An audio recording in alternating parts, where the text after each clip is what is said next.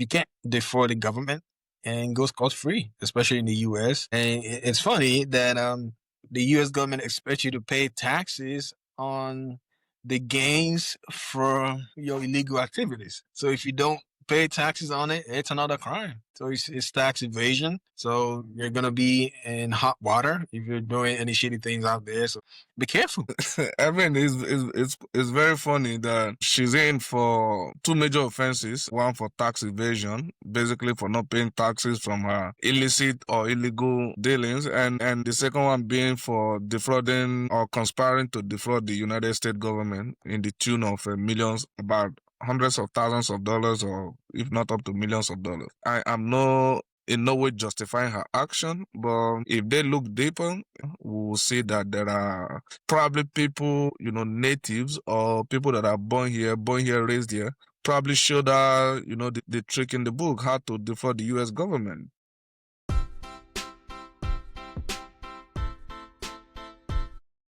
Hello, everyone. Thank you for joining us onto the Y&E podcast. And if you haven't subscribed, please make sure you hit the subscribe button, like, and engage with us in the comment section. We're discussing a story of a Nigerian American immigrant that is facing some 50 years behind bars because she conspired to defraud the U.S. government. She basically created a NGO, non-governmental organization. Instead of them to actually do the work they are contracted to do, they were not doing the work, but they were getting paid. She and her team, they're on the hook for about $1.4 million of what that was never completed. And they billed the government for it, so the government is coming back for them. And this is not new. This is coming to light. Recently, we heard about the immigrant in Minnesota, whereby they were getting paid for services that were not provided. Trump shed some light on this and be like that. So there are people take advantage of the system in the U.S. in order to enrich themselves. But now it looks like Trump is going after everybody. And if you also remember during COVID-19, a lot of people that fraudulently took loans, fraudulently took some grant money. They're coming after them. They're giving them jail time. People are being told to return the money with interest. So you can't defraud the government and go scot-free, especially in the U.S. And it's funny that the U.S. government expects you to pay taxes on the gains from your illegal activities. So if you don't pay taxes on it, it's another crime. So it's tax evasion. So you're gonna be in hot water if you're doing any shitty things out there. So be careful. I mean, it's very funny that she's in for two major offenses. One for tax evasion, basically for not paying taxes from her illicit or illegal dealings, and the second one being for defrauding or conspiring to defraud the United States government in the tune of millions, about hundreds of thousands of dollars, or if not up to millions of dollars. That is funny that they expect you to, like you said, they expect you to pay tax from your illegal activities. Probably because she didn't report the income, and then there is no way she can report income that that is shady. Where would she put it? So that is the problem. Well, I think she's in for it, and I am in no way justifying her action. But if they look deeper, I mean, if each state, this won't happen in Michigan. In fact, if state of Michigan decide to look deeper, we will see that there are probably people born here, raised here, probably showed her, the trick in the book, how to defraud the U.S. government. Probably a lot of these people has been doing it. I don't have evidence to buttress it, but I can almost guarantee you that somebody that knew what was going on, that has been into this dealing, showed her the way. And if you read the article further, it does say that she paid off some people, and a lot of people were in the know. So I'm glad that they are cracking down on them. I mean, it gives, especially in the immigrant community, it gives the immigrants a bad rap. It presents them in a very, very bad light, and then I hope they will continue to crack down on them. Yeah, I get what you're saying. Regardless of your status in America, regardless of your ethnicity, people commit crime, right? Whether it's a white collar crime or a blue collar crime or whatever crime you want to label it as. So people commit crime. And I believe people are just trying to look for a shortcut. If you look into this woman from the story, she's an associate professor at the universities. At least she's making a decent money. Maybe she's not making money that will make her a millionaire tomorrow or in the next 10 years. With some smart investments and living prudently, she would definitely get there. But because she wants to make that quick money, people go to do shitty things. And yeah. And then once the system catches up to them, they'll start running from pillar to post, trying to figure a way to fix the problems that they committed. But again, if you're making $100,000 a year, I know it's difficult.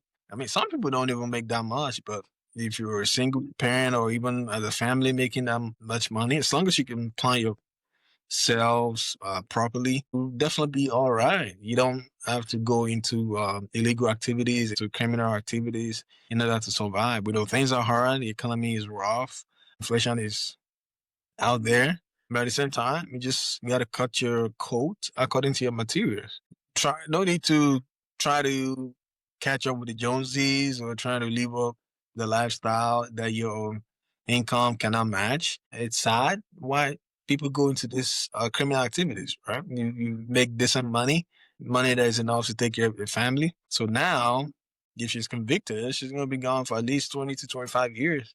And then she's gonna lose out on that. She's not gonna be losing that time alone. She's losing that time with her family members, with her grandchildren, if there's any. So it's important that people consider the consequence of their actions before they go commit any crimes. And if you don't crimes like this, you don't believe the system would ever catch up with you.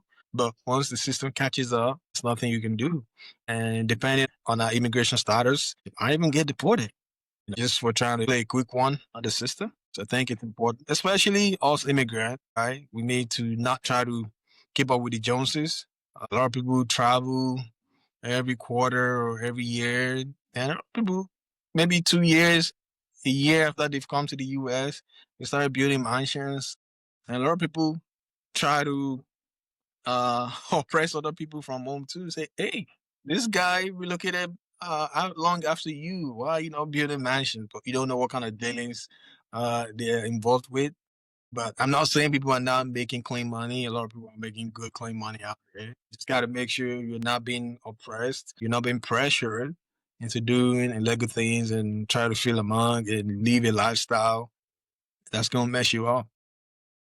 Yes, I mean, the word of 50 Cent, he said, die trying. She literally took that word so, personal. She really want to make sure that, she died trying, I mean, it can be very tempting, though I've never been in that situation, to find myself in a situation to compromise, but I wonder how it feels like. But like I said, I think there are a lot of people engaging in all these activities. I don't think it's specific to immigrants. I don't think it's specific to just us. Even the natives, the foundational, people here that we met here. In fact, if you probably go to the federal prison in Terre Haute, you'll probably see a lot of them, and I can almost guarantee you that good number of the people you will find there will not be people of other country or immigrants. They are predominantly from here, scamming the system, scamming the government. So, but like I said, I am in no way trying to defend these criminal activities. I hope in the course of their cleaning house, I think they will clean the house thoroughly to ensure that they get everybody. But then again, I really want to send a note of warning to immigrants, and this makes us look bad. This affects how they see us, even though they themselves are also engaging in these activities. And it also affects how they decide to issue us visa. We never know if some of these things are put into consideration to decide which country to give visa and then which country not to give visa. So I think if you are engaging in this, it looks like you are burning the bridges for the people that wants to come here tomorrow. But if you don't care, I mean, America doesn't care. Once they give you that number, I mean, 25 years is going to be a long time. By the time she comes out, I'll probably be close to 60 years old. So that is a long time ago. That would be a long time ago. And the system doesn't forgive. And while you're out there, they won't mind if you have children. your children will probably end up in a foster home, and the people you are trying to hustle for, you will end up losing them and end up losing in all fronts. So I'm not sure exactly if it is worth it. She probably will be the only one in a position to answer that question if it is worth it.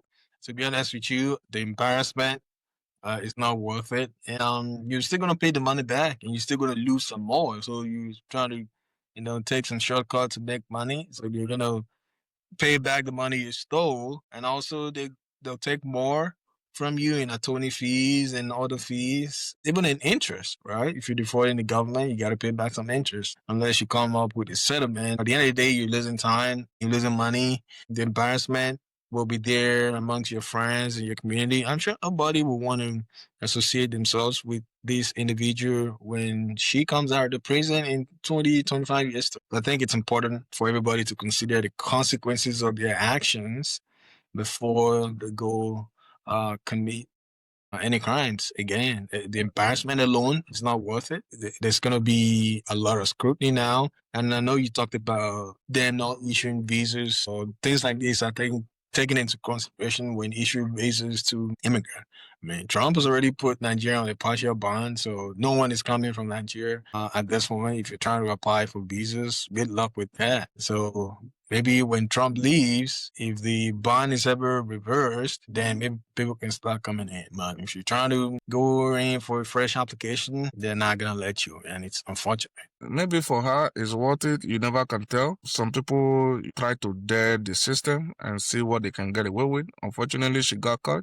And I can guarantee you that probably a lot of people have been doing this and never get caught. I can almost guarantee you that even the person that introduced her to this is still in operation and hasn't been caught. So, sometimes people run out of luck and sometimes people just get lucky. And I think my bottom line is just weigh the consequences. If it is too expensive, like this one now, for me, I think this is quite expensive. You will lose the family, you will lose yourself, you will lose, you're losing on every end. I mean, if I were to advise, I would say, don't even try to, hire an attorney to defend you. Well, just go with a public defender, take the plea deal, and just go do your time. Because no matter the kind of attorney you get, you'll probably end up with at least something close to 10 or 15 years. So just take the plea deal and see if you can get a parole towards the end of your term and just behave yourself, and maybe you can come home early. But if you are trying to fight it, you will probably spend a lot of money